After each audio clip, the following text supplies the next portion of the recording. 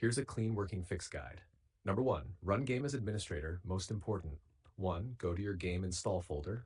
2, right-click wukong.exe. 3, click run as administrator, fixes permission-related launch failures. Number 2, move game folder, path fix. The 2E4 error often happens due to special characters or long paths. Fix, move game to a simple path like you can see the code in our conversation history. Avoid desktop, OneDrive folders, paths with symbols or long names. Number 3, disable antivirus Windows security. Sometimes security blocks the game process. Do this. Turn off real-time protection temporarily. Add game folder to exclusions. Then try launching again. Number 4, verify game files.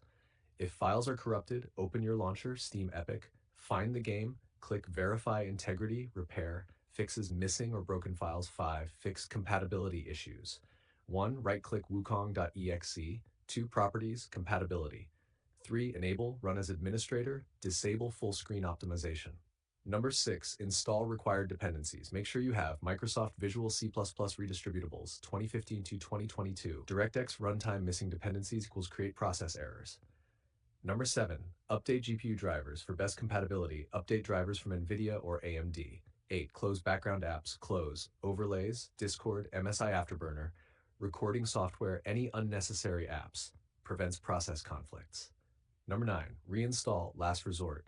If nothing works, completely uninstall the game, delete leftover files, reinstall in a clean folder like C games.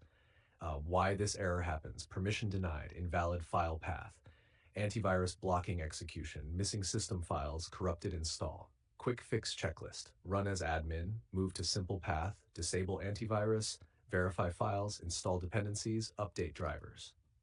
Result: after these fixes, the game should launch normally. No CreateProcess, no more CreateProcess 2E4 error. Run without crashes. If it's still